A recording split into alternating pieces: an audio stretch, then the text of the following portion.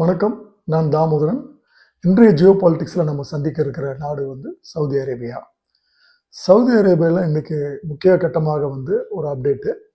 Saudi அரேபியாவில் ரஷ்யாவுடைய வெளிவிவகாரத்துறை அமைச்சர் செர்ஜி மற்றும் அமெரிக்காவுடைய வெளிவிவகாரத்துறை அமைச்சர் மார்கோ ரூபியோ 2 பேரும் சந்தித்து பேசியிருக்கிறாங்க. இவர்கள் 2 பேரும் சந்தித்து பேசின விஷயம் ரஷ்யா உக்ரைன் இடையே இருக்கக்கூடிய போரை நிறுத்துறதுக்காக தான். இதில் ஒரு முக்கியமான கவனிக்கத்தக்க விஷயம், ஆச்சரியமான விஷயம் என்னவென்றால், உக்ரைன் அவங்க இன்வைட் பண்ணலை பேச்சுவார்த்தைக்கு. ஸோ உக்ரைன் இல்லாமல் நடந்த பேச்சுவார்த்தை. இந்த பேச்சுவார்த்தையில் தங்களை அழைக்க வேண்டும்னு சொல்லிட்டு யூரோப்பியன் கண்ட்ரிஸ் ரொம்ப எதிர்பார்த்தாங்க. பட் ட்ரம்ப்பு அதை எதுவுமே கண்டுக்காமல், அதை பற்றி எந்த வார்த்தையும் சொல்லாமல், எந்த யூரோப்பிய நாடுகளையும் அவர்கள் அழைக்காமல் ரஷ்யாவும் அமெரிக்காவும் சந்தித்து பேசியிருக்கிறாங்க.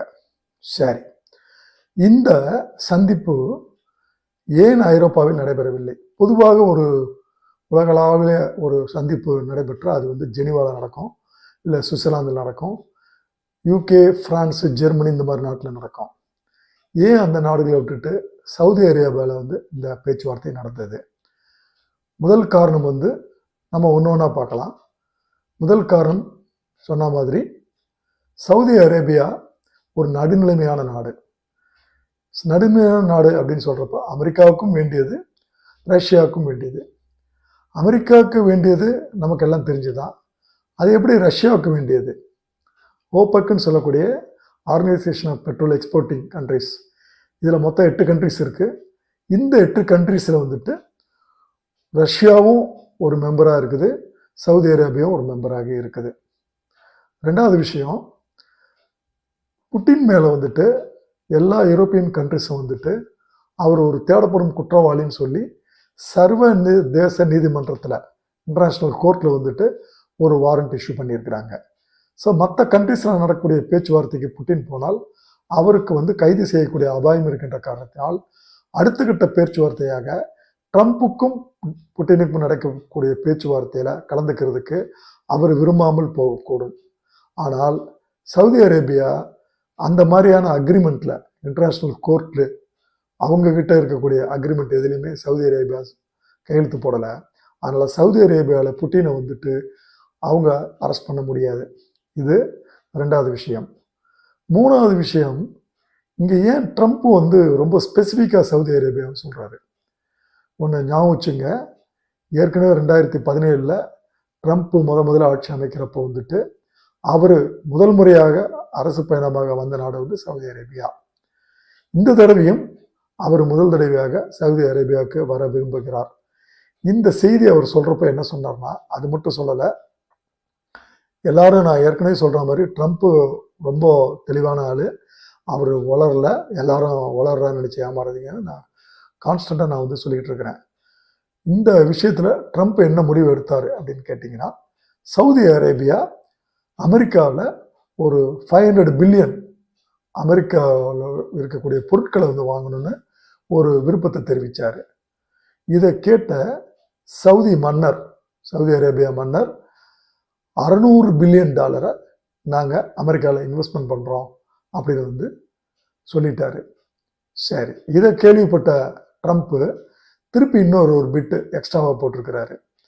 தாவோஸில் நடந்த வேர்ல்டு லெவலில் நடக்கக்கூடிய ஒரு மீட்டிங்கில் அவர் என்ன கருத்து தெரிவிச்சிருக்காருன்னா, இந்த 600 பில்லியனை 1 ட்ரில்லியனாக சவுதி உயர்த்தும் நம்புறன்ற மாதிரி ஒரு தூண்டில் கொக்கி போட்டிருக்கிறாரு. சரி, அமெரிக்காவுடைய லாபத்தை பார்த்தோம். இதில் சவுதி அரேபியாவுக்கு ஒரு உள்குத்து இருக்குது. ஏன்னா சவுதி அரேபியா, ஓமன், கத்தார், அதுக்கப்புறம் யுனைடெட் அரபு எமிரேட்ஸ், இந்த 4 கண்ட்ரிஸ் ஆபிரகாம் உடன்படிக்கைன்னு ஒன்று இருக்குது. இந்த ஆபிரகாம் உடன்படிக்கை இந்த 4 அரேபிய நாடுகளோட இஸ்ரேலுக்கு சுமூகமாக எடுத்துகிட்டு போகிறது. இதுக்கு பேக்ரவுண்டில் வேலை செய்கிறது அமெரிக்கா. ஸோ இந்த உடன்பாடை நிறைவேற்றினால் சவுதி அரேபியாவுடைய செல்வாக்கு மத்திய கிழக்கு நாடுகள் உயரும். ஸோ சுருக்கமாக சொல்லப்போனால், மத்திய கிழக்கு நாடுகளில் தன்னுடைய செல்வாக்கை உயர்த்துவதற்கும் தன்னை பிரதானப்படுத்துறதுக்கும் சவுதி அரேபியா இதில் விரும்புது. அதன் காரணமாகவே இந்த சந்திப்பு சவுதி அரேபியாவில் நடைபெற்றது. முதல் கட்ட பேச்சுவார்த்தை முடிஞ்சிருக்குது. இந்த முதல்கட்ட பேச்சுவார்த்தையை பற்றி உக்ரைன் அதிபர் என்ன சொல்கிறாரு அப்படின்னு கேட்டிங்கன்னா, அவர் வந்து இந்த பேச்சுவார்த்தை எடுக்கப்படும் எந்த ஒரு உடன்பாடுக்கும் நான் சம்மதிப்பானா தெரியல அப்படின்ற மாதிரி ஒரு கருத்தை தெரிவிச்சிருக்கிறாரு. உக்ரைனிய மக்கள் என்ன நினைக்கிறாங்க?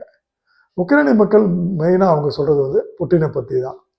புட்டினை வந்து நம்ப முடியாது. புட்டின் சொல்கிறது எல்லாமே வந்து அவர் ஒரு லையர், பொய் சொல்கிறவர். அதனால் அவரை சொல்கிறத எங்களால் ஏற்றுக்க முடியாது. அதே மாதிரி வந்து ஐரோப்பிய நாடுகள் தான் இந்த இக்கட்டான சூழ்நிலையில் எங்களுக்கு வந்து கை கொடுக்குன்னு நாங்கள் நம்புகிறோம். ஐரோப்பிய நாடுகள் எங்களுக்கு கை கொடுத்தாங்கன்னா நாங்கள் வந்து இந்த போரை வந்து தொடர்ந்து நடத்துவோம்ன்ற கருத்தில் அவங்க உறுதியாக இருக்கிறாங்க.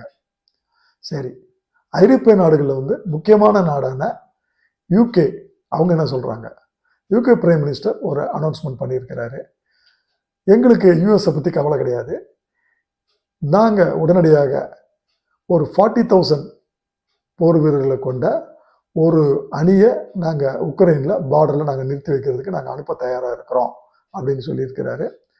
இதை கேள்விப்பட்ட பிரான்ஸு, நாங்களும் எங்களுடைய நாட்டிலிருந்து ஒரு அணியை எல்லையை பாதுகாத்துக்கிறதுக்காக நாங்கள் அனுப்புகிறோம் அப்படின்னு அவங்களும் வந்து இதில் இணைஞ்சிருக்கிறாங்க.